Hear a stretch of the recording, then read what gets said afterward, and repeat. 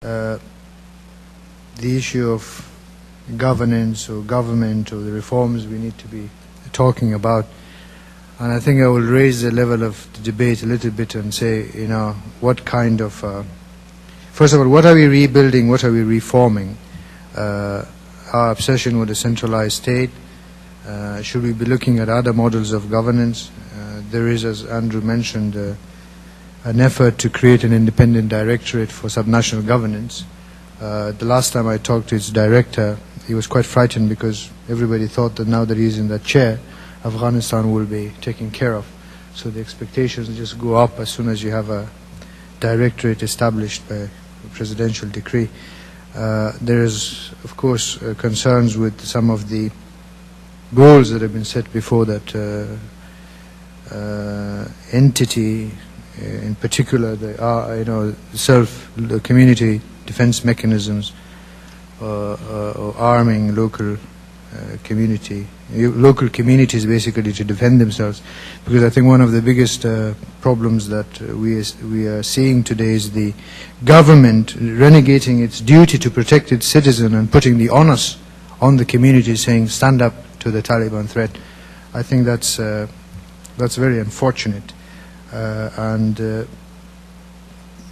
so to concentrate intervention here today, sometimes when I'm asked, what do you think about, are we failing or are we succeeding, I always say, well, you have to really look at the model, and the state that we are creating in Afghanistan is so heavily dependent on foreign aid.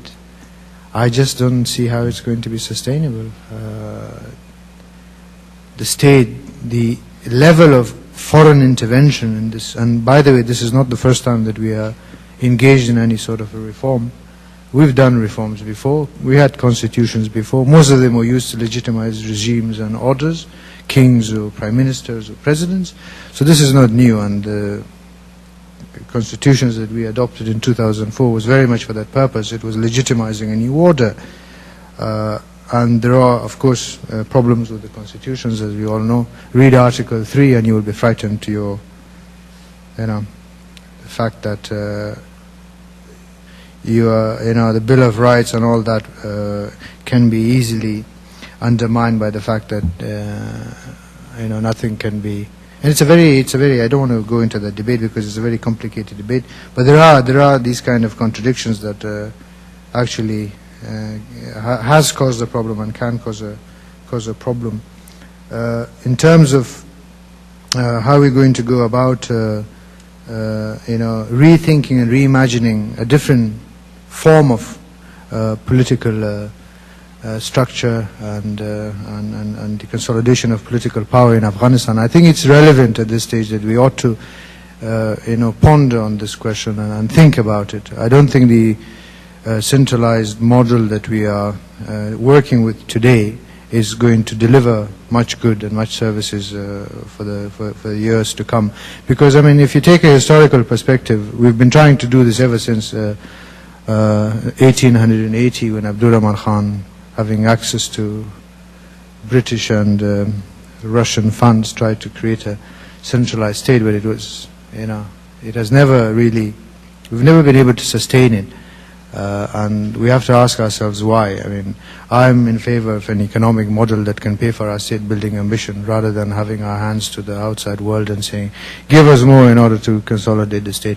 And the whole thing is also complicated by this whole security agenda and the war on terror, because there's so much money has been pumped into Afghanistan for various objectives, and this somehow complicates, because it doesn't allow the Afghans to do what they should be doing, politicking, and coming to terms with in their own future and the needs of their own country and the kind of political system that they should be having.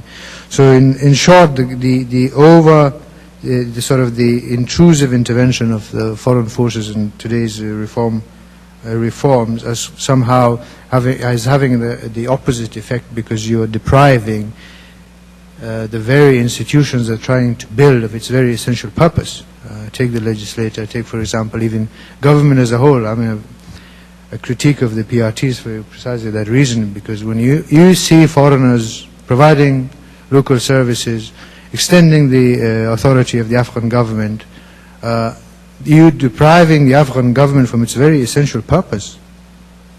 And in the Afghan government, how will the Afghan government build its legitimacy and its credibility? It's through the provision of the services to be able to demonstrate to its own people that that they're taken care of and that they're protected. So we've got, and this is also brings us back to the long-term agendas and the short-term vision that we have, because we are so caught up in trying to show success and demonstrate some level of progress that we literally trip ourselves over some of the things that we set before us. And in terms of, I was asked also, because Nadir couldn't be here, to talk about the issue of human rights and impunity and the lack of accountability that's unfortunately it's the case today in Afghanistan, that we've made very little progress. Amina mentioned the peace versus justice debate, and I don't want to go into a lot of details into that, but it seems to me that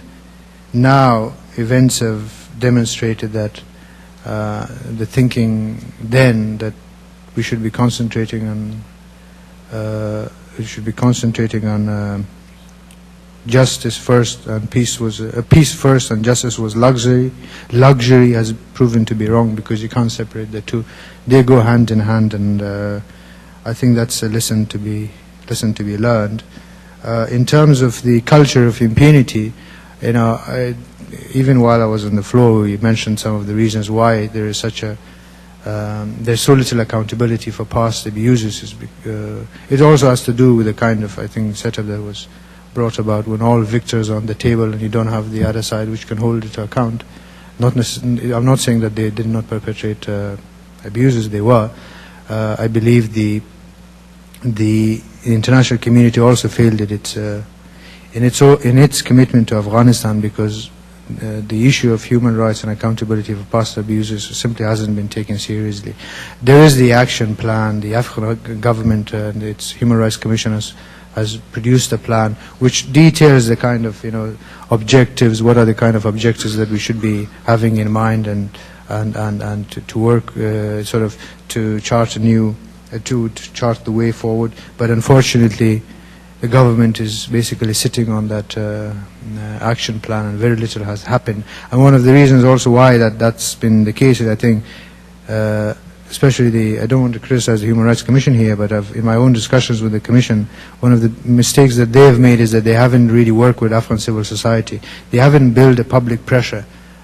One of the things that we are trying to do through media is to train journalists and do reporting on human rights violations, so that you document some cases, use that as a basis for public debate, so that the public debate can lead to pressure on the government, because as we know, the government hasn't been very much, it hasn't been very focused on the question of accountability of past abuses. And the international community also, I think, within that environment has found it easier to not to honor its commitments to the question of human rights.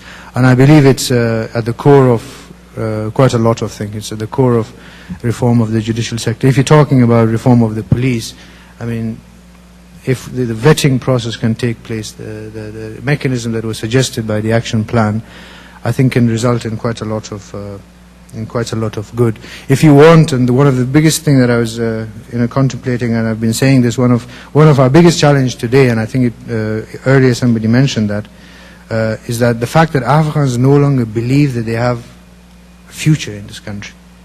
If you could only, I had a German friend of mine who started this as a joke, but now I take it very seriously, because if you can only sell future to the Afghans as sales insurance people, most of our problems will be resolved. And I believe in that. Your corruption can be taken care of, because today most of corruption is related to this lack of belief and trust in the future. And I think that's a very that's really at the top, should be at the top of our agenda, to try and convince Afghans that this process at the end of the day will deliver to them, and we've got to change some of the the way we've been going about it.